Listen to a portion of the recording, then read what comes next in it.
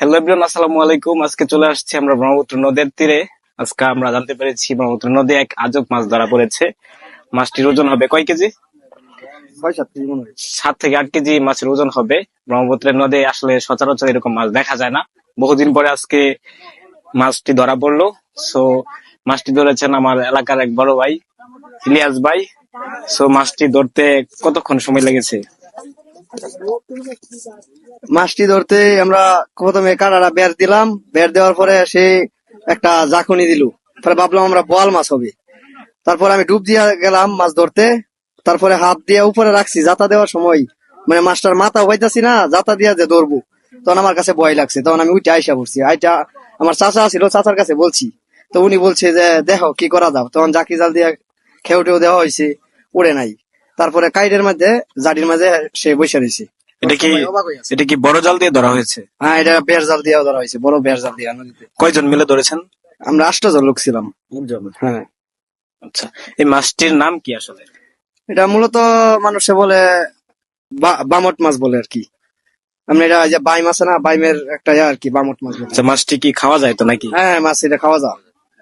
সচরাচর তো আমরা এরকম মাছ আসলে নদীতে দেখি না। এটা মনে হয় বহুদিন পরে দেখা হলো আর কি। হ্যাঁ, এটা মানে অনেক বছর, হয়তো 8-10 বছর যাবত এই মাছ আমরা নদীতে পাই না, কিন্তু আজকে ধরা পড়ছে আর কি। চলেন আমরা এখন মাছটি হাতে ধরেন, আমরা একটু মাছটি ক্যামেরা বন্দি করি। আপনারা দেখতে পাচ্ছেন ব্রহ্মপুত্র নদী থেকে এক আজব মাছ ধরা পড়লো। মাছটির নাম হচ্ছে বামট মাছ। সচরাচর এই মাছটি দেখা যায় না। তো আজকে এখানে বড় একটি জাল দিয়ে কাঠা বেড়ে এই মাছটি ধরেছে। মাছটি হাতে নাও। দেখতে পাচ্ছেন এরকম মাছ কি আরো ধরেছেন নাকি আগে? না, এরকম মাছ আগে পাই না, এর থেকে আরো অনেক ছোট পাওয়া গেছে, কিন্তু এটাই সবচেয়ে হাইস্ট বড় মাছ পাইছি আমরা। মাছটির দাম কেমন হবে? মাছটি এখন অনেকদিন যাবত মানে ধরা হয় না, তো আমার তেমন আইডিয়া নাই। হয়তোবা মানে মাছটার দাম মোটামুটি ভালোই হবে।